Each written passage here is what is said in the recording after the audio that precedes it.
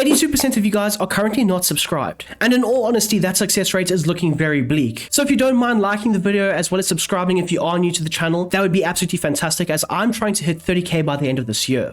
Erik Ten Hag has taken over Bayer Leverkusen following Xabi Alonso's successful spell, bringing his trademark style of structured, possession-based football. Known for his focus on control, positional play, and technical discipline, Ten Hag will look to reshape Leverkusen's dynamic, high-energy approach into a more methodical and organized system. While retaining some of the team's intensity, he will prioritize patient build-up, intelligent movement, and midfield control, aiming to turn Leverkusen into a side that dominates games with precision and structure.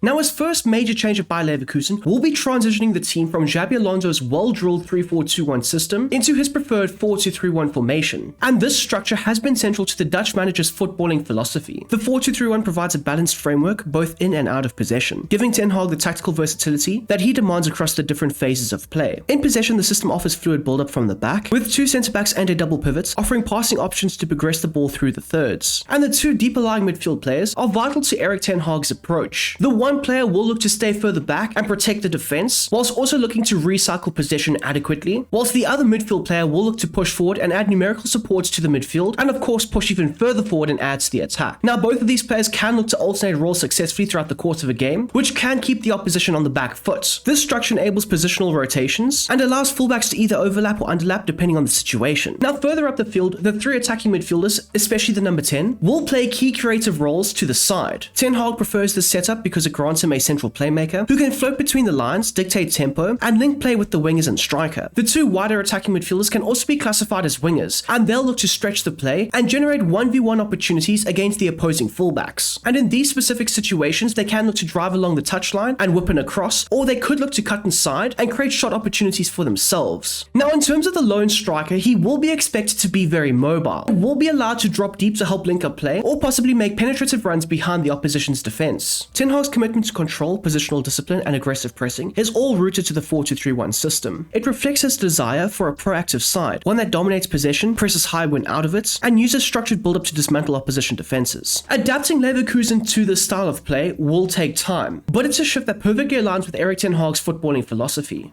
The new manager will look to implement a tactical overhaul at Bayer Leverkusen, bringing with him a philosophy centered around structured possession, intelligent positioning, and high-tempo pressing, something that I've already mentioned in this video. So for Ten Hag's preferred build-up style, it should be set to balanced, encouraging both short and long passes to maintain control while enabling progressive movement from deeper zones. Ten Hag prefers calculated possession, beginning with playing out from the back as a fundamental part of his system. The centre-backs will also be crucial, as they'll be expected to carry the ball forward, break opposition lines with incisive passes, and initiate attacks. The fullbacks, meanwhile, will be multifunctional, as the manager will expect for them to be deeply involved in the build-up phases, where they'll be allowed to invert into midfield to create central overloads, or provide width with overlapping runs, depending on the phase of play. Their positional flexibility will be essential to how this team controls the tempo and space. At the heart of this side lies the double pivot, arguably the most vital piece to Erik Ten Hag's structure. These two midfielders will control the rhythm of the game, switch play, and provide a constant link between the defense and attack. Now, these two players will help dictate tempo through varied passes, whether it's short to help draw in the opposition's pressure and open up space higher up the field, or long to exploit the runs in behind. Ahead of them, the three attacking midfielders will operate in tight spaces, receiving between the lines, linking play, and keeping the ball moving quickly in advanced areas. The wide attacking midfield players will offer 1v1 threats on the flanks, and provide creativity through crosses or being able to cut inside. And the central playmaker, being the number 10, will be key in connecting the front line to the midfield, as he'll be acting as the team's technical hub. The striker in turn will need to be versatile, capable of holding the ball up, linking play, and moving intelligently to create space for others. So defensively, Erik Ten Hag will demand a fully engaged team, as his pressing system is aggressive and proactive, with the front four leading the charge to win the ball high up the pitch, disrupt the opposition's build-up, and force turnovers in dangerous areas. The double pivot and fullbacks provide a second layer of pressure, where they'll be able to compress the space and maintain midfield control, while the centre-backs will play high and assertive, stepping into midfield when needed to keep the opposing attackers from finding space to operate. Ten Hag's system at Leverkusen will be high risk, high reward, and will require total commitment, a sharp tactical understanding, as well as technical precision. But if executed well, it could elevate Leverkusen to a new level of dominance, blending control and intensity in every phase of play.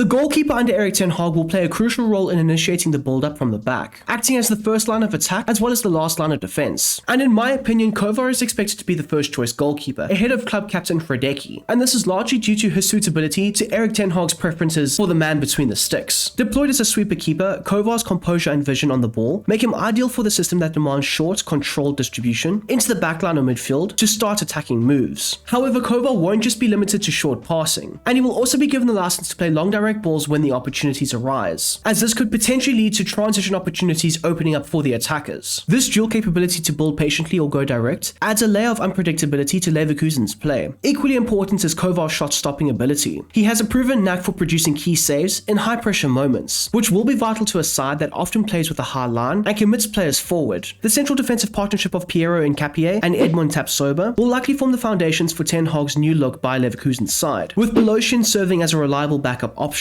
However, with a demanding season ahead, it's likely that the team will look to reinforce this area and add quality and depth. Under ten Hag, both centre-backs will be deployed as ball-playing defenders, with a clear focus on build-up. They'll be responsible for receiving passes from the goalkeeper and helping progress the ball smoothly out of the first phase of play. And both of these players will need to be calm under pressure and have composure when in possession. And by the two centre-backs playing high up the field, it will help dominate the ball and control the space. Defensively, Nkapie and Tapsoba complement each other well. Nkapie brings agility and sharp anticipation, while Tapsoba offers strength and aerial dominance. Both will be tasked with winning their individual duels and covering the space behind the high defensive line, a vital responsibility to the manager's aggressive, proactive pressing system. As for the fullback positions, they're most likely to be occupied by Alex Grimaldo and Arthur, both of whom will take up hybrid roles as support wingbacks. Now, with Erik ten Hag's system, they won't just provide width. They'll also be vital in creating central overloads by inverting into the midfield during the build-up phase, as this will help the team progress the ball through the thirds and maintain control in possession. Grimaldo and Arthur will shift wide when needed to stretch the opposition and deliver crosses into the box from the flanks, giving the side multiple attacking angles. Their agility and speed across the pitch will also be crucial, as they'll need to recover their positions quickly in both attacking transitions and defensive phases. And these dual responsibilities makes this position tactically and physically demanding. And given the importance of the fullback role in Erik ten Hag's system, both in build-up as well as counter-pressing, it is an area that Bayer Leverkusen will definitely need to add more quality and depth to. Onto the heartbeat of the side, and it can't be stressed enough how important the double pivot is to Erik ten Hag's overall tactical philosophy. And the most likely starting pair will be Ezequiel Palacios and Granit Xhaka. Both players bring technical quality, intelligence, and work rates required for the deep-lying playmaker role, while Robert Andrich and Alex Garcia will offer valuable depth and rotation options throughout the season. Palacios and Xhaka will be expected to alternate fluidly during matches, one holding deeper to anchor the midfield, while the other pushes forward to support the attack and offer creative inputs. And this dynamic will be crucial in both the first and second phases of build-up play. In the final third, one or both midfielders will step into advanced positions to create overloads around the edge of the box, circulate possession, and attempt key passes into the front line or out wide to stretch the opposition. And both Palacios and Xhaka's involvement will be key in setting the tempo and will define whether Leverkusen control games or not. They'll be dictating the pace in possession, as well as initiating aggressive pressing patterns when out of it. The number 10 role under Erik ten Hag will most likely be handed to Alex Garcia, who will operate as a roaming playmaker at the heart of Leverkusen's attack, and his backup would most likely be Hoffmann. Garcia will have the freedom to drift into half spaces and occupy dangerous central areas, where he can dictate the tempo with his passing range and intelligent movements. As the key link between the midfield double pivot and the attacking line, Garcia's role will be central to progressing the ball into the advanced areas, as well as helping the team maintain fluidity when in possession. In the final third, he'll be responsible for threading incisive passes into the box, creating chances for the striker and wingers, while also making late runs to finish attacking moves himself. His spatial awareness and creativity will be pivotal to unlocking defenses, and this does make him a vital figure to the new attacking system. The two wingers will likely be Martin Terrier and Amin Adli, both operating as inverted balanced forwards. The two wide players will be vital in stretching the opposition's defensive lines, both horizontally and vertically, as this will create space for the attacking midfielder as well as the overlapping or underlapping fullbacks. As transition outlets, their pace and directness will be crucial to turning defense into attack, and this does have a knock-on effect in the central areas, as it will generate pockets of space for other players to rotate into. Hoffmann may provide depth as a backup on either flank, but this is a likely position that both Erik ten Hag and Bayer Leverkusen will look to target to add more quality and depth to support the manager's wide-orientated attacking philosophy. Next up is the striker role, and as things stand, Patrick Schick will likely be ten Hag's first choice number 9, deployed as a support advanced forward. Schick will be tasked with leading the line and offering strong hold-up play with his back to goal. This allows him to link up with the number 10 and wide players, helping create fluid attacking moves through quick layoffs and combinations. Victor Boniface will serve as a strong backup option, and given ten Hag's preference for rotation and tactical flexibility, it's likely that both strikers will share minutes throughout the season depending on the opponents. And regardless of of who starts, the striker will be the focal point in the box, as he'll be the primary target for crosses and cutback opportunities, as well as the player expected to finish off the attacking sequences with clinical precision.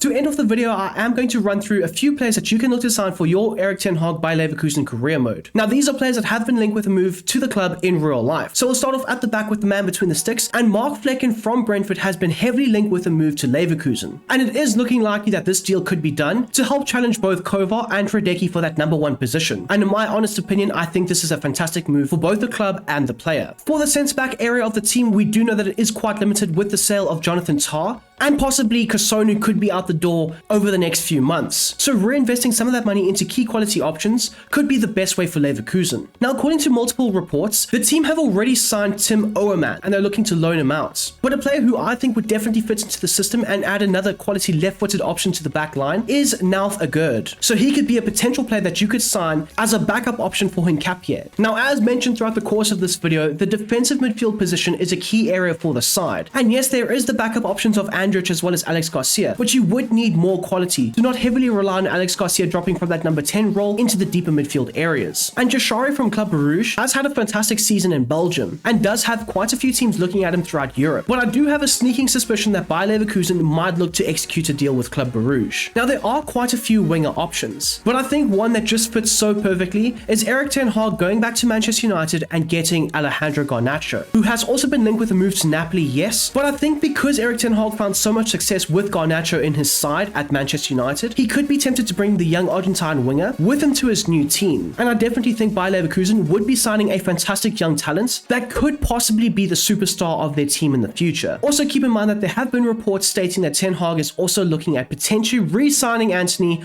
with his new club. So there is that too. Now, I've just spoken about Alex Garcia dropping out of that number 10 position into the deeper midfield. And to be honest, the depth behind Garcia for that number 10 position being Hoffman would need to be improved. And two names that Bayer Leverkusen have been linked with is Constantilias, I think that's how you pronounce his name, as well as Barcelona's Pablo Torre. Now, both of these players can also be deployed out wide on the wing, which does offer a lot of versatility for this Bayer Leverkusen squad, specifically under Erik ten Hag, who could look to deploy an extra playmaker out wide on the wing. And lastly, to round off the potential signings that you could also look to make, and that is James McAtee, a right winger slash central midfielder slash attacking midfielder at Manchester City that was also linked with a move to Bayer Leverkusen already back in January. So the club do have some history in being interested for a player like this. And in a team where Erik ten Hag will play with inverted forwards, it is most likely that they will be looking to sign a player like McAtee or like an Antony, for example, that can cut in onto their dominant left foot and either create or pop off shot opportunities. And there we go, people. That is how Erik ten Hag could possibly set up Bayer Leverkusen. Of course, it's just a prediction video. Don't be offended if you don't like the system or the players suggested. Firstly, the players suggested are from real life reports. And also, again, it's just a prediction. The Real Madrid video, there were a few people that were so offended by the fact that I nearly suggested that Xabi Alonso could be playing a 3-4-3 formation at Real Madrid. Crazy, I know. It's just a prediction. He could play a 4-3-3. Erik ten Hag could play a 3-4-3. Who knows? Only time will tell, and only things will be revealed once, they start playing actual games. Enough said. Please don't forget to smash that like button down below, whilst also subscribing if you are new. And if you're interested in more or extra content, I should say, I have started the Brom Squad Gaming Patreon where I go and make retro tactics, and I might be looking to introduce one or two other video ideas onto that platform. So if you are interested in that, the link for it will be down below in the description, right next to the link for the Brom Squad Gaming Discord, where we chat everything IRL football, all the good stuff. Of course, it is transfer season and things are heating up with managers moving clubs and players going from Liverpool to here and Bayer Leverkusen to Liverpool, and it's madness, it's crazy. But join in with the conversations. You're always welcome on there. It is free, of course, so no need to worry about anything like that. Anyways, until the next time, until the next one, I hope you have a smashing goddamn day, and I'm out of here. Peace. I don't know why I'm doing this. Peace.